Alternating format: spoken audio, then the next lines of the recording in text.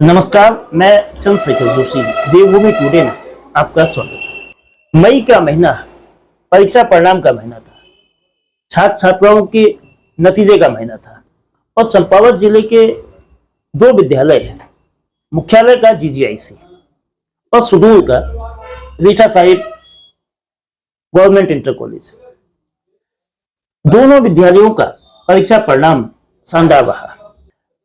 GIC रीठा साहब CBSE conducted जो exam था उसमें इंटर में 100% रिजल्ट रहा, लेकिन चंपावत जीजीआईसी में 4 गेस्ट टीचर्स सेवारत हैं, जबकि रीठा साहब में 8 गेस्ट टीचर्स काम कर रहे हैं। ये उदाहरण है इसलिए कि गेस्ट टीचर्स किस तरह से अपनी भूमिका के साथ न्याय कर रहे हैं, लेकिन अब उन्हीं गेस्ट टीचर्स के भविष्य पर तलवार लटक रही है।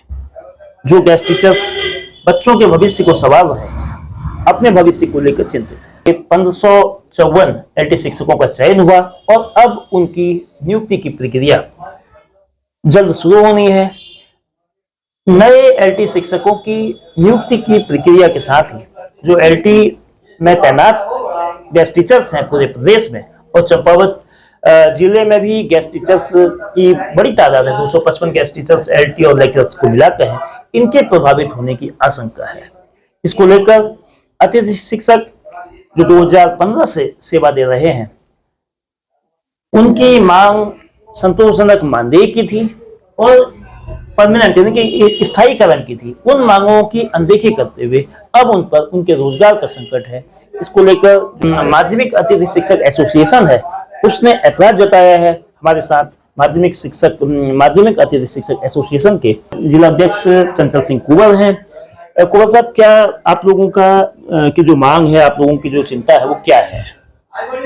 दरअसल पूरा का पूरा काम करने के बावजूद किसी को श्रेय की आस न लेते हुए, न कोई ये चीजें करते हुए अतिथि शिक्षक चंपावत जिले के या उत्तराखंड के अपने पूरे मनोयोग से कार्य कर रहे हैं, लेकिन बार बार जो हमारे पद हैं उनको रिक्त मानते हुए हमारे पदों पर जो नियुक्ति की जा रही है उसके हम बिल्कुल उसका विरोध करते हैं और हम सरकार से आस करते हैं कि कहीं ना कहीं जहां रिक्त पद हैं, असल में जहां उनकी जरूरत है, वहां जो नए नियुक्त हमारे एलटी के टीचर हैं उन्हें भेजा जाए। जो नए नियुक्त एलटी के टीचर हैं उन्हें बड़ी कानूनी लड़ाई के बाद उन्हें नियुक्ति मिली है, उसकी मैं उन्हें बधाई देता हूँ। कहीं से भी हम उनके विरोध में नहीं है, लेकिन हम ये चाहते हैं कि उनकी जो नियुक्ति हो वो असल में दुर्गम के उन क्षेत्रों में हो जहां उनकी जरूरत है। यहाँ क्या हो रहा है, यहाँ जो अब शिक्षा निदेशालय कह लीजिए या सरकार की खामी कह लीजिए, यहाँ हो ऐसा रहा है जहाँ पहले से गेस्ट टीचर अपना काम कर रहे हैं, पिछले 10 सालों से अपना काम कर रहे हैं, अपने बोर्ड का रिजल्ट बहुत अच्छा दे रहे हैं और सबसे ज्यादा कार्य विद्यालय में कर रहे हैं, शिक्षण कार्य के अलावा भी अन्य कार्य को कर रहे हैं, लेकिन फिर भी उनकी कोई भी एक मांग पूरी नहीं की जा रही है। लेकिन उनके पदों पर दोबारा से नियुक्ति करने की जो का षड्यंत्र यहाँ चल रहा है, हम लोग इसी का विरोध यहाँ कर रहे हैं। सर, एसोसिएशन के जिला सचिव नीरज जोशी जी हमारे साथ हैं। नीरज जी, आप जैसे नेपाल सीमा से लगे तामली के गवर्नमेंट इंटर कॉलेज में हैं, तो आपके विद्यालय में ठीक है आप लेक्चरर हैं, आप पे सीधा असर नहीं पड़ेगा, लेकिन जो आपके साथी एलटी के जो शिक्षक हैं वो आपके विद्यालय में कितने हैं और क्या जो अगर 1554 एलटी शिक्षकों की परमानेंट नियुक्ति जो हो चुकी है, परमानेंट चयन उनका हो चुका है, तो नियुक्ति की प्रक्रिया शुरू होगी, तो किस तरह से प्रभाव पड़ रहा है और अभी विद्यालय में एलटी में लेक्चरर्स में गेस्ट टीचरों की क्या स्थिति है? जी, मैं चंपावत जिले की भी बात करूंगा और साथ में तामली की भी बात करूंगा। हमारे यहाँ कला के एक एलटी के शिक्षक हैं जो कि 10 साल के अपनी रियासी में उन्होंने राष्ट्रीय उच्चतर माध्यमिक विद्यालय रियासी में काम किया और वो अभी प्रभावित होके 1 या 2 महीने पहले हमारे पास आए हैं। और अभी अगर ये आ जाता है और अगर ये नई हमारी नियुक्तियां हो जाती हैं परमानेंट टीचर की, तो वो फिर से प्रभावित होंगे। तो ये, और उनका कहना है कि वो पिछले 10 वर्ष में 6 या 7 बार प्रभावित हो चुके हैं। तो ये कहीं ना कहीं हमारे शिक्षकों के लिए बहुत दिक्कत आ रही है। और 10 साल सेवा देने के बाद आप हमारी जो नियुक्तियां की गई थी, मैं इस पर जोर देना चाहूंगा। मैं बार बार इसको कहता हूं कि नियुक्तियां आपने किसी विद्यालय स्तर पे या ब्लॉक स्तर पे या जिला स्तर पे नहीं कही हैं, आपने करी है हमारी जो नियुक्तियां वो राज्य स्तर पे मेरिट बना के की गई।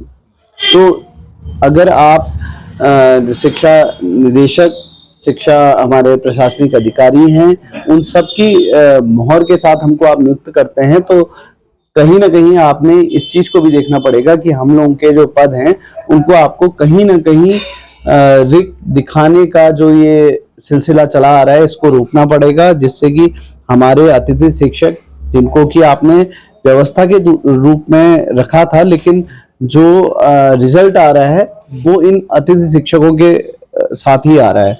इसके साथ ही दुर्गम में सभी शिक्षक हैं, बहुत कम हैं जो कि सुगम में है। दुर्गम में सभी को आपने सेवा में दी है, जो कि कर रहे हैं। मानदेय जिसका कि हम बार बार कह रहे हैं कि इसका मानदेय बढ़ना चाहिए, 25,000 रुपये मानदेय पे आप लोगों ने यहाँ पे हमें रखा है और जून और जनवरी का वेतन नहीं दिया गया है। एक बहुत बड़ी विसंगति है कि क्या अतिथि शिक्षक वो कार्य नहीं कर रहा है कि जो परमानेंट शिक्षक कर रहा है? क्यों इतने भेदभाव हैं? तो अगर आपको नहीं देना है तो कार्य तो वो भी नहीं कर रहे हैं, तो आपको ये चीज भी एक बार देखनी चाहिए। और अगर कहीं पे भी अतिथि शिक्षक द्वारा सीबीएसई या राज्य स्तर के जो उत्तराखंड बोर्ड के जो रिजल्ट हैं उसमें अगर कोई परेशानी हमारे द्वारा आई गई है तो आप हमें एक बार बताइए। आज तक 10 साल में कभी ऐसा नहीं हुआ कि अतिथि शिक्षक के कारण इस स्कूल का रिजल्ट गलत हुआ, ऐसा कभी नहीं आया।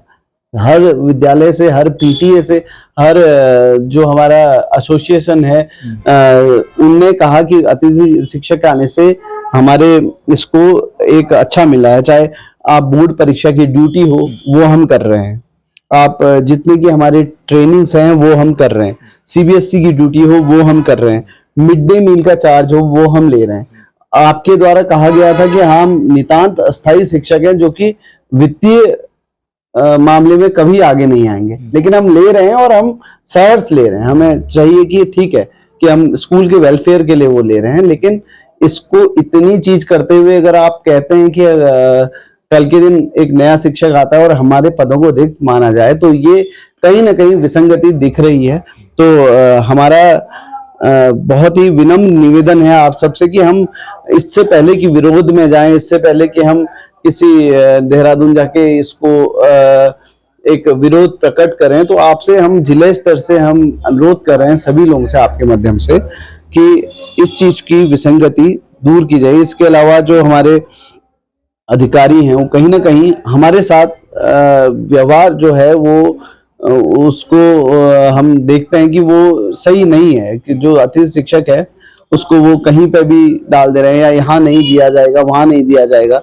अगर कोई चंपावत का अतिथि शिक्षक चमोली में काम कर रहा है और चमोली का अतिथि शिक्षक उसी विषय में चंपावत में काम कर रहा है, तो क्यों ना उसको समायोजित किया जाए? इसमें क्या क्या दिक्कत है? जो कि आपके द्वारा किया गया है। हमारी मांग ये भी है चंपावत जिले से कि हमारे शिक्षक जो चमोली में काम कर रहे हैं, रुद्रप्रयाग में, देहरादून में काम कर रहे हैं और देहरादून के शिक्षक यहाँ काम कर रहे हैं और उसी विषय में हैं, तो उनको समायोजित करने में क्या दिक्कत है? हमारे जिलाध्यक्ष जी और हमारी ये भी मांग है कि इस चीज को भी हम कहीं ना कहीं देखें। साथ ही जो हमारे सीएम साहब हैं, मुख्यमंत्री जी हैं, उनका जिला है और उनके जिले में पहली ऐसी चीज होती है कि जून और जनवरी का वेतन अतिथि शिक्षकों को नहीं मिलेगा। ये पहला जिला बनता है चंपावत। तो ये हमारे लिए बड़े दुर्भाग्य का विषय है कि हम मुख्यमंत्री के जिले होने के साथ और अन्य जिले दे रहे हैं।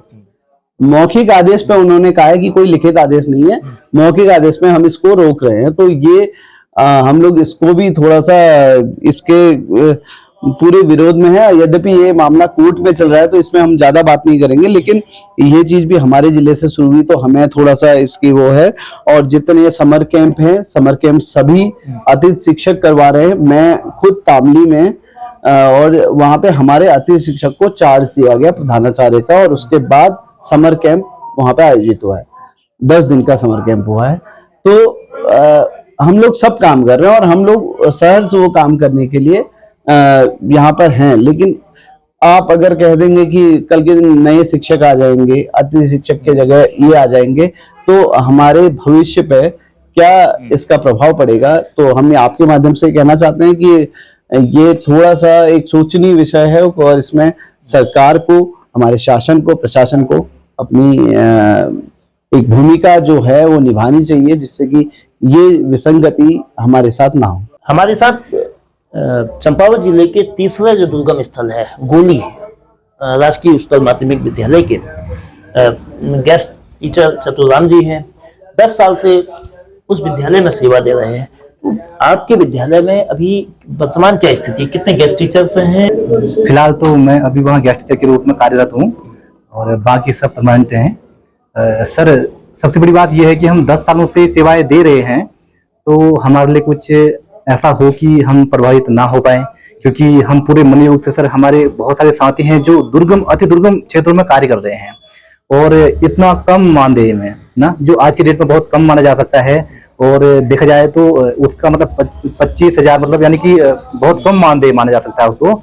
और उस स्थिति में हम जैसे तैसे फिर भी मतलब अपना पूरा कर रहे हैं, वो हमें पता है हम अति दुर्गम में कैसे कर रहे हैं, मतलब चलो वो ठीक है।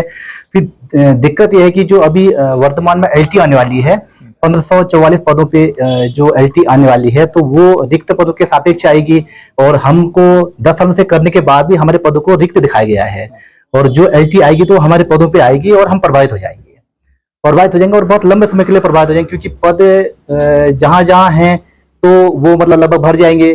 तो हो सकता है हम 2 महीने, 4 महीने, 6 महीने, 1 साल भी, 2 साल भी, इतना भी हम प्रभावित हो सकते हैं, जो हमारे मतलब आर्थिक संकट में भी आ जाएगा। प्रयोग से काम करते हैं और 2015 से लगे हुए हैं, लगभग हमें 10 साल पूरे हो चुके हैं, और कहीं भी किसी भी काम के लिए अगर हमें सौंपा जाता है तो हम काम करते हैं, यहाँ से लेके बोर्ड ड्यूटी तक हम लगातार हर साल करते हैं। ऐसी स्थिति में करते हैं कि जो हम बोर्ड ड्यूटी करते हैं उससे पहले हमारा वेतन नहीं मिला होता है। दिसंबर 25-24 तारीख के बाद हमें जनवरी तक का हमें वेतन नहीं मिलता है। उसके बाद तुरंत हमें बोर्ड ड्यूटी सौंपी जाती है, ताकि जो हम बड़ी मुश्किल से करते हैं, इसलिए कि हमें पैसा भी नहीं दिया जाता है और उस वक्त हमारे पास पैसा भी नहीं बचा होता है, और जहां भी हम हैं लगभग 100% बच्चों का रिजल्ट रहता है। उसके बाद भी सर हमारे लिए कुछ खास चीज अभी तक नहीं हो पाया है, यानी कि होना चाहिए था। 10 सालों में जरूर कुछ न कुछ सोचना चाहिए, सरकार को सोचना चाहिए कि यार दुर्गम, अति दुर्गम अगर हम लोग कर रहे हैं तो थोड़ा सा हमारे लिए भी कुछ ऐसा हो कि हमें भी लगे कि यार हम कहीं न कहीं थोड़ा सा कष्ट कर रहे हैं तो हमें भी कुछ फल मिल रहा है। आप लोगों की नौकरी को लेकर या नौकरी पर जो तलवार लटकने का अंदेशा हो रहा है लंबे समय से सेवा देने के बाद, तो अब एलटी शिक्षकों के आने के बाद जब उनकी चयन प्रक्रिया, नियुक्ति प्रक्रिया में तब्दील होगी, तो आप लोगों के क्या आगे इसको लेकर किस तरह से आप लोग कार्यनीति क्या है, रणनीति क्या है?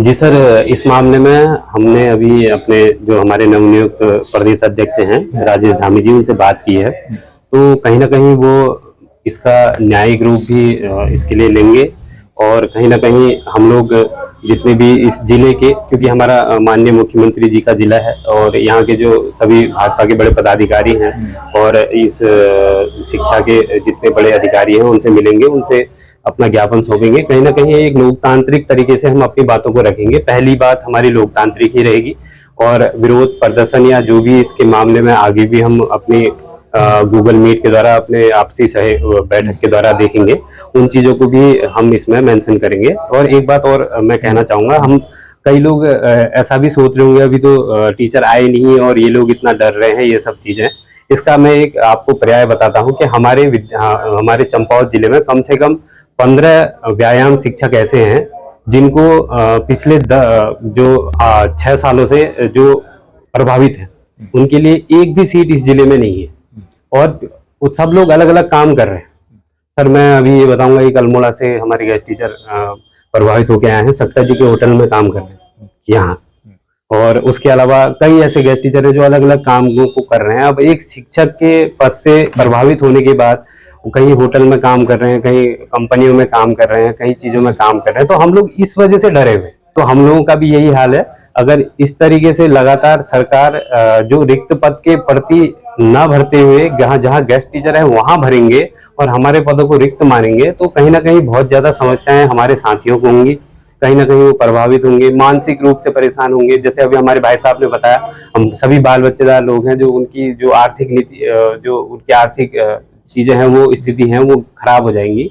तो हम इसलिए इस चीज का विरोध कर रहे हैं। अतिथि शिक्षकों की जो भविष्य को लेकर जो असुरक्षा है वो यूं ही नहीं है, उनकी जो आशंकाएं हैं वो पूरी तरह निर्मूल नहीं है। जो उदाहरण 15 व्यायाम शिक्षकों का दिया गया, और एक शिक्षक लंबे समय तक बतौर अतिथि शिक्षक एक विद्यालय में सेवा देता है और उसके बाद उसको नौकरी से हटने के बाद किसी होटल में काम करना पड़े, तो ये न केवल उस व्यक्ति की आर्थिक स्थिति पर असर डालता है बल्कि सरकारी सिस्टम व्यवस्थागत भी एक सवाल उठता है।